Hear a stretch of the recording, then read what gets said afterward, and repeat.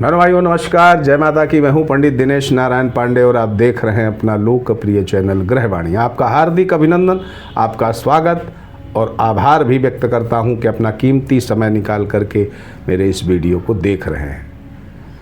मेरे भाइयों, धनु राशि, धनु लग्न के ऊपर प्रभाव पड़ना क्या तय है जब गुरु ग्रह यानी आपका लग्नेश, आपका राशेश रोहिणी नक्षत्र में गोचर करेगा।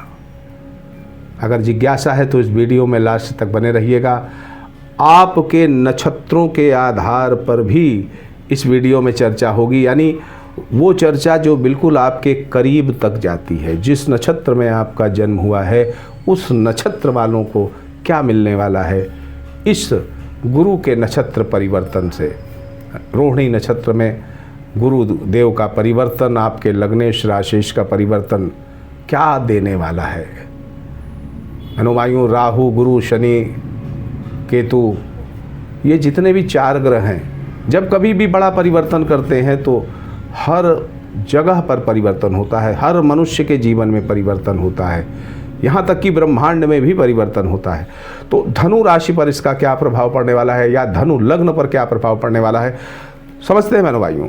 धनु लग्न में देवगुरु बृहस्पति लग्नेश होते हैं, आपके राशेश होते हैं, आपके सुखेश होते हैं। छठे स्थान में गोचर कर रहे हैं अपनी शत्रु राशि में। छठा स्थान अशुभ स्थान माना जाता है, तो वहीं पर गोचर कर रहे हैं। पिछले वर्ष से अपनी वक्री गति से इस समय गोचर कर रहे हैं। क्या है, जीवन में संघर्ष बढ़ जाते हैं। जब ऐसी स्थितियां होती ना तो जीवन में संघर्ष बढ़ जाते हैं। परिश्रम अधिक करना पड़ सकता है, परिश्रम अधिक करना पड़ सकता है। लेकिन खुशी की बात यह है कि आपके परिश्रम का लाभ भी मिलता है। ऐसा नहीं कि आपका परिश्रम व्यर्थ में चला जाए, यानी परिश्रम का लाभ भी 100% मिलता है। अष्टमेश चंद्रमा है, उसके नक्षत्र में, रोहिणी नक्षत्र में गोचर करने के दौरान 135 दिन ये विपरीत राजयोग भी बन रहा है और एक तरीके से ये जो गजकेसरी है अष्टम भाव से बन रहा है। इसका मतलब ये है कि जो देश विदेश से जिनका संबंध है उनको तो बहुत अच्छे फायदे मिलने वाले हैं। अब जो अपने जन्म स्थान में रह रहे हैं, अपने नेटिव लैंड में रह रहे हैं, उनको अपेक्षाकृत कम लाभ मिलेगा। कार्यक्षेत्र, नौकरी स्थितियां बड़ी मजबूत होगी, क्योंकि छठे भाव में गुरु बैठ करके कर्म क्षेत्र को देख रहा है, तो वहाँ स्थितियां मजबूत कर देगा। लेकिन परिश्रम बहुत करना पड़ेगा, आसानी से नहीं होगा। इनकी पंचम दृष्टि जो दसम भाव पर आपके कर्म क्षेत्र पे पड़ रही है तो बेहतर अच्छे रिजल्ट देने वाली है, लेकिन परिश्रम करना पड़ेगा। दूसरी दृष्टि आपके लग्न पर दृष्टि यानी शत्रु पराजित, आपके गुप्त शत्रु नष्ट, आपका आत्मबल बढ़ेगा, आपका व्यक्तित्व बढ़ेगा, व्यक्तित्व आकर्षक बनेगा, आपकी सोच सकारात्मक हो जाएगी। बाहर जाने की इच्छा रही है आपकी, इस समय वो इच्छा बहुत तीव्रता से आपको बाहर जाने के लिए प्रेरित करेगी और जाएंगे तो फायदे में रहेंगे। विदेशी संबंधों से जुड़ेंगे, अच्छा लाभ मिलेगा, लेकिन खर्चे में ज़रूरत से ज़्यादा वृद्धि संभव है, क्योंकि व्यय भाव पर दृष्टि है। व्यय भाव पर दृष्टि यानी खर्चे आपके बहुत बढ़े चढ़े रहेंगे, उन पर नियंत्रण नहीं, खर्चे बहुत बढ़े चढ़े रहेंगे।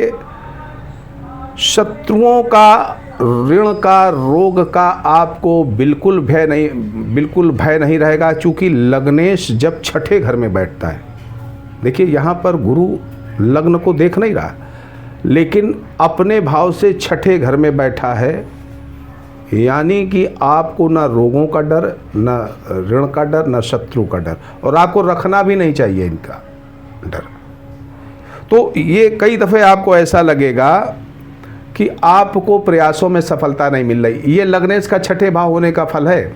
कई दफ़े आपको ऐसा लगेगा कि आप जो कर रहे हैं उसकी सफलता नहीं मिल रही, लेकिन अंत यही होगा कि आपको उस कार्य में पूर्ण सफलता मिल जाएगी। अब गुरु की तीसरी दृष्टि बहनों भाइयों पड़ रही है आपके धन भाव पर, तो स्वाभाविक रूप से परिवार, धन, पैतृक संपत्ति, बैंक बैलेंस, इन सारी स्थितियों में सुधार होगा। गुप्तेंद्रिय रोग हो सकता है इस 135 दिनों में। अगर विवाह तय हो गया तो विवाह टूटने के योग भी बन सकते हैं। लेकिन चालाकी, चतुरता और समझदारी आपकी बढ़ेगी, जिससे आप कई ऐश्वर्यशाली काम कर सकते हैं। ये रहा बहनों भाइयों सामान्य गोचर गुरु का चंद्रमा के नक्षत्र में। मूल नक्षत्र में जिनका जन्म हुआ है, धनु राशि मूल नक्षत्र, पिछली परेशानियां पूरी तरह से ख़त्म हो जाएंगी जो आप पीछे से भोगते चले आए हैं परेशानियां। बैंक बैलेंस की बढ़ोतरी होगी, रोग ऋण शत्रुओं से मुक्त हो जाएंगे और आपको पूरे समय में 135 दिन ईश्वरीय कृपा का आभास होता रहेगा। ऐसा लगेगा कि ईश्वर की कृपा आपके ऊपर बनी हुई है। पूर्वाषाढ़ा जो नक्षत्र में जिनका जन्म हुआ है, उनकी संघर्ष और परेशानियां अभी ख़त्म होने की स्थितियां नहीं बनेंगी, फिर भी समय समय पर अनेक लाभ प्राप्त होने के अवसर मिलेंगे।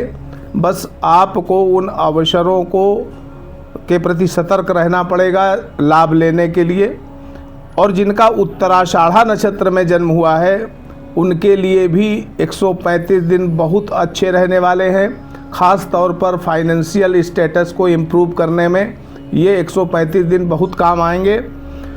सारी समस्याएं भी आपकी ख़त्म हो जाएंगी जो पीछे से आपके साथ रही हैं। बहनों भाइयों, आप सुखी रहें, समृद्ध रहें, इसी मंगलमयी कामना के साथ मैं पंडित दिनेश नारायण पांडे आपसे विदा लेता हूँ। प्रेम से बोलिए जय माता की।